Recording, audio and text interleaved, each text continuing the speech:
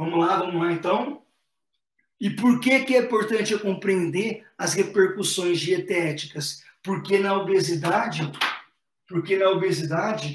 deixa eu pagar aqui, porque na obesidade eu vou ter aumento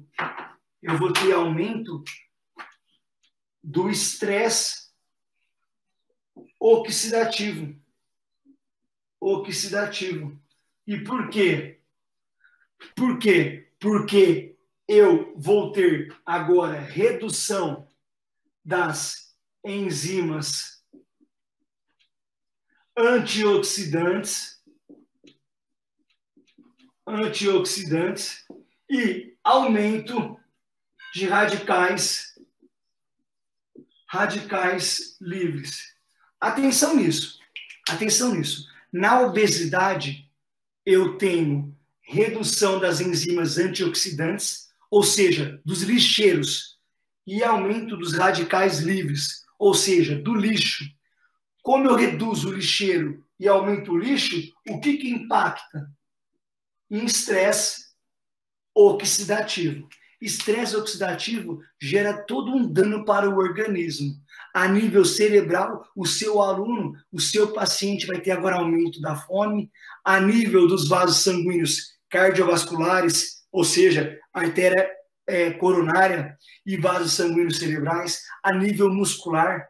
Então, você tem que criar estratégias para aumentar as enzimas antioxidantes que estão reduzidas no seu aluno com obesidade, porque está aumentando o lixo. E está aumentando o lixo devido às citocinas inflamatórias. Então, você precisa aumentar os lixeiros, que são as enzimas antioxidantes. Como você pode fazer isso? Aumentando NRF2, fator nuclear respiratório tipo 2. É uma das possibilidades que você tem de prescrever intervenções que podem impactar esse aumento de NRF2 e levar agora ao aumento de enzimas antioxidantes. Olha só, nós temos o quê? Inclusive, por exemplo, dieta cetogênica fazendo isso. A dieta cetogênica nos 3 primeiros dias causa um dano no sentido de aumentar ainda radicais livres. Aí você pode falar, sim, é ruim, Só que depois, mais ou menos uma semana, não dá para poder precisar quanto tempo especificamente, mas depois de uma semana já começamos a identificar aumento de enzimas antioxidantes. Ou seja, no comecinho eu tive aumento de radicais livres, o que foi ruim, só que depois eu tive aumento das enzimas antioxidantes. Por quê? Porque a dieta cetogênica se liga ao NRF2, eu tenho liberação do KIP1, que inibe o NRF2, o NRF2 entra para o núcleo da célula e aumenta a transcrição dos RNA mensageiros para formar as enzimas antioxidantes principais. Então, ó, de novo, a dieta cetogênica aumenta a atividade de NRF2, que ao entrar para o núcleo da célula, lá no DNA, eu tenho a transcrição do RNA mensageiro para fazer as proteínas, as enzimas antioxidantes principais, superóxido desmutase, catalase, glutationa, peroxidase. E aí eu vou ter o quê? Redução de ROS. O que é ROS? Estresse oxidativo. Então, porque eu tive agora aumento da superóxido desmutase, ó, transcrição da superóxido desmutase, catalase, glutationa, peroxidase, eu vou ter agora aumento das enzimas antioxidantes, que reduz agora o estresse oxidativo. Rafael, só a dieta cetogênica faz isso? Claro que não. Eu tenho, por exemplo, alimentos que fazem isso.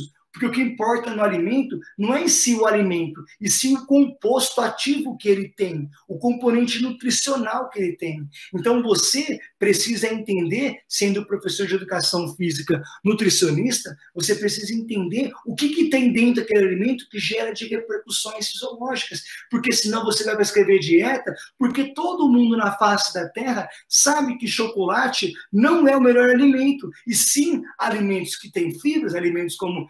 Ou você acha que alguém vai falar para você, não, chocolate é melhor do que comer batata doce? Ninguém na face da Terra. Pode ser uma pessoa analfabeta ou pode ser uma pessoa muito estudada. Ela vai saber. Então você tem que ter uma intervenção diferente, porque se você ficar falando apenas a mesma coisa, coma frutas e legumes, todos os nutricionistas da face da Terra dizem isso.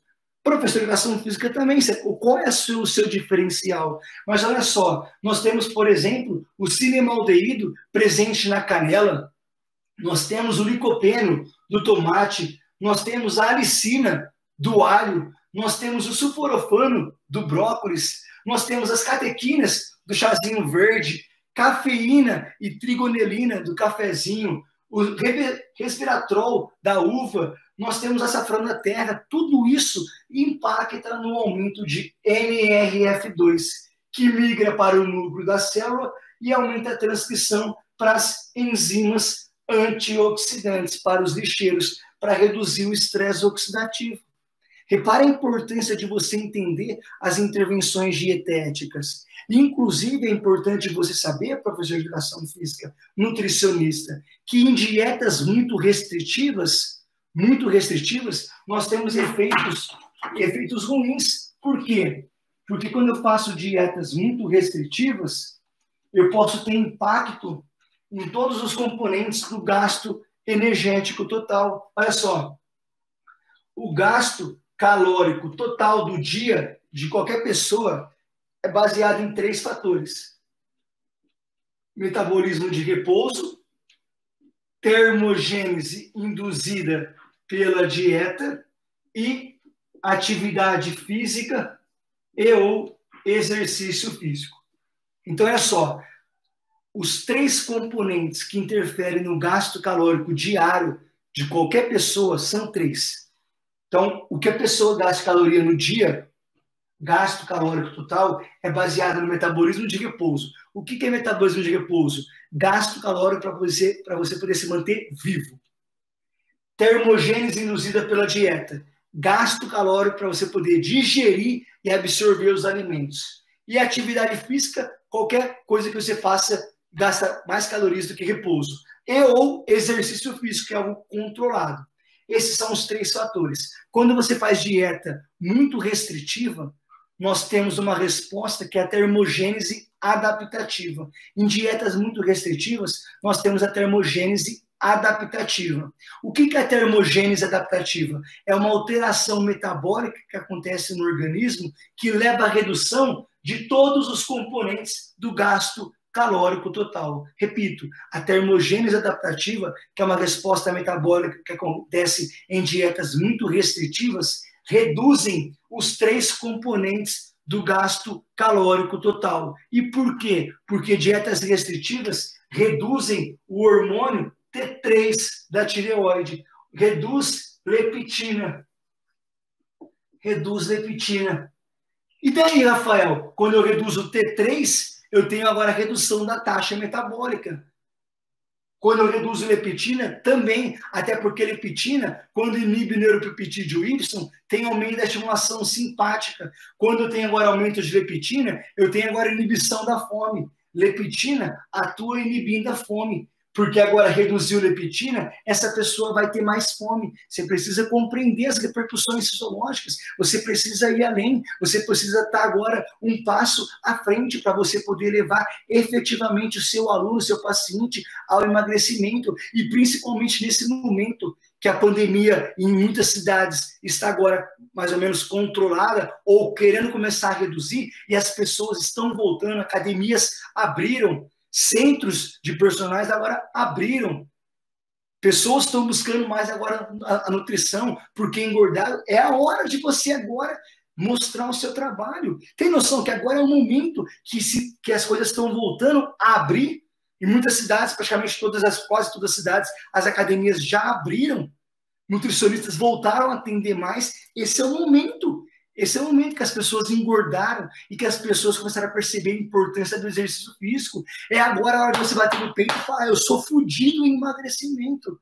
Eu entendo de emagrecimento, mas você precisa entender mesmo, porque senão a pessoa vai olhar preço. Quanto você custa? Quanto você custa? Quem for mais barato eu pego. Por quê? Porque é algo semelhante. Se for algo semelhante, eu vou no preço. O que for mais barato eu fico. Você não pode ser preço, você tem que ser valor. Você tem que mostrar algo diferente para o seu aluno, para o seu paciente. Você tem que encantar essa pessoa, para que ela possa perceber que você é diferente, que você é raro, que você é único, que você tem valor. Para ter valor, ela tem que perceber que você faz coisas que quase ninguém na face da terra faz. Você precisa ir além. Esse é o momento. Esse é o momento. De novo, repito, as academias agora voltaram a atender. As pessoas estão buscando academia, estão buscando personal, estão buscando treinar até em casa.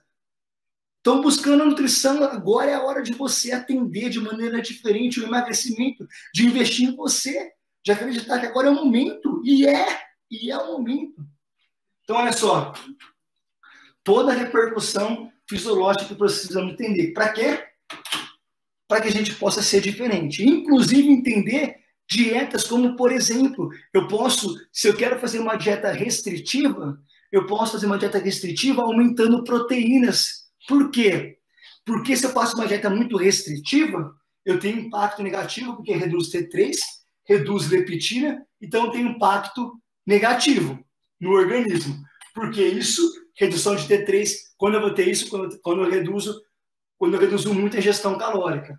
Reduzo o T3, reduzo a leptina, impacto negativamente nos componentes do gasto energético total. Então, isso não é interessante. Isso não é interessante. Então, o que eu posso fazer? Se eu for fazer uma dieta que eu quero trazer restrição, eu posso só fazer uma dieta que eu vou aumentar proteína.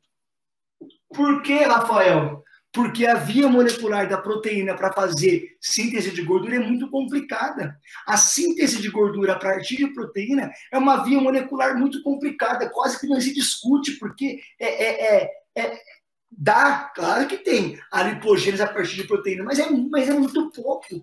Então, o que você pode fazer de estratégia, você sendo nutricionista? Você pode entender isso e agora fazer o quê? Vou diminuir, por exemplo, ingestão de carboidrato, ou de gordura, ou dos dois, e vou aumentar a proteína, para que essa pessoa não entre em grande restrição calórica. Por quê? Porque eu não quero redução de T3, que diminui o metabolismo total, a termogênese da dieta, o gasto calórico do exercício físico. Não quero redução de leptina, porque redução de leptina, essa pessoa vai ter mais fome e menos saciedade, vai ter menos efeito metabólico muscular também. Então, eu não quero redução disso daqui.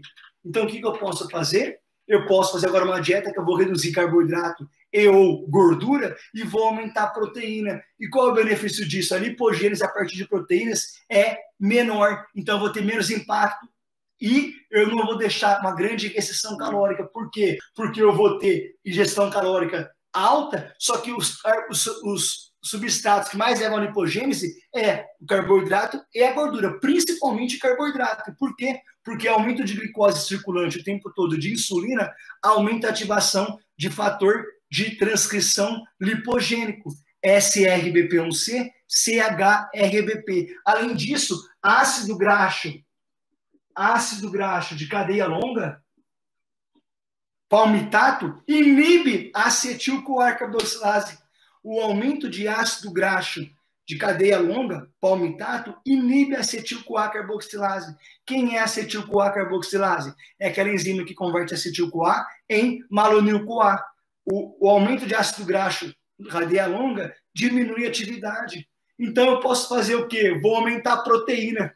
Para não ter efeito negativo em todo o organismo, eu vou fazer sim uma restrição de carboidrato e gordura, por exemplo, ou um dos dois ou os dois, e vou aumentar a proteína para não ter grande restrição calórica. E qual foi o benefício disso? O aumento de proteína aumenta lá no duodeno, no intestino, GLP-1, polipeptídeo Y, colecistoquinina, e isso leva agora ao aumento da saciedade. Olha que interessante, leva ao aumento da saciedade. Então, está vendo como eu preciso monitorar? Eu preciso estruturar para eu poder identificar qual estratégia que eu vou utilizar em cada momento, porque eu não vou usar a mesma estratégia sempre. Então, eu escolhi, por exemplo, fazer uma dieta com menos aporte de carboidrato nesse momento, porque eu preciso reduzir agora a hemoglobina glicada. Então, você percebe que eu vou prescrever a dieta para cada pessoa, analisando cada perfil. Eu vi uma mensagem aí, o difícil é a aderência à dieta. Eu não posso generalizar. Pode ter pessoas que vão ter dificuldade, mas pode ser pessoas e várias, como eu conheço, idosas, cardiopatas, que não tiveram dificuldade. Então eu tenho que entender qual é a pessoa. Por isso que se eu ficar apenas quantificando calorias, quanto você come no café da manhã? Na primeira reunião, como todos os nutricionistas fazem, a maioria. eu vou fazer apenas aquilo mais um. Eu preciso identificar essa pessoa. Quem é essa pessoa? O que ela gosta? O que ela não gosta? Como é a vida dela? Qual é o nível que ela tem hoje de estresse? Eu preciso, então, identificar. Dizer que eu não vou ter aderência a tal dieta é generalizar. Eu preciso fazer isso de maneira precisa. E outra coisa, isso é importante o que você falou, porque o mais importante é eu identificar qual ferramenta que eu vou utilizar. Se eu só fico vendo postagens e vídeos que ficam falando de ferramentas, alguém falou a ferramenta jejum intermitente, ou dieta hiperproteica, ou low carb, ou low fat, eu vou e aplico. Se eu entendo das alterações fisiológicas, eu olho para as alterações desse meu aluno específico, desse meu paciente, e eu pego a estratégia que eu quero para tal momento. Por exemplo, se meu aluno está com resistência à insulina, está ficando muita glicose no sangue. Está ficando muita insulina no sangue. Então, ele tem hiperglicemia e hiperinsulinemia. Por que não posso fazer, então, nesse momento, uma estratégia nutricional que eu vou diminuir carboidrato? Por quê? Porque não adianta eu dar carboidrato, sendo que ele não está entrando da mesma maneira. Então, nesse momento, eu vou fazer uma intervenção que eu vou diminuir carboidrato. Mas dá o nome que você quiser, é low carb, é não sei o que. Não, dá o nome que você quiser. Eu só fiz uma estratégia de diminuir carboidrato, porque a hemoglobina glicada dessa pessoa está 9%. Está com resistência à insulina. Então, eu diminuí nesse momento o carboidrato, porque eu quero que agora tenha menos carboidrato circulante para ter agora... Porque não está adiantando, tem toxinas inflamatórias que a cascata está sendo impedida. Então, eu venho com a estratégia adequada para cada momento. Se eu quero reduzir triglicerídeos, uma intervenção importante que eu posso fazer é a redução de carboidrato, aumentar a gordura. Se eu quero que não tenha grande restrição calórica e, ao mesmo tempo, eu não tenha grande prejuízo no organismo, eu posso colocar dieta proteica. Se eu quero aumentar a saciedade, eu posso colocar gordura boa. Gordura boa, como gordura do abacate, por exemplo, que tem, inclusive, ômega 9, eu vou ter impacto fisiológico importante de, inclusive, aumentar a liberação de colecistoquinina, que também atua na saciedade, assim como dieta hiperproteica. Percebe como eu preciso entender disso? Se os quilomicrons estão alterados, se o LDL está alterado, eu tenho intervenções específicas. Então, eu preciso entender de tudo isso, para que agora a minha prescrição, inclusive, do treinamento resistido, possa estar junto. Do HIIT e o resistido junto, possa estar junto. Eu posso entender o que eu vou fazer.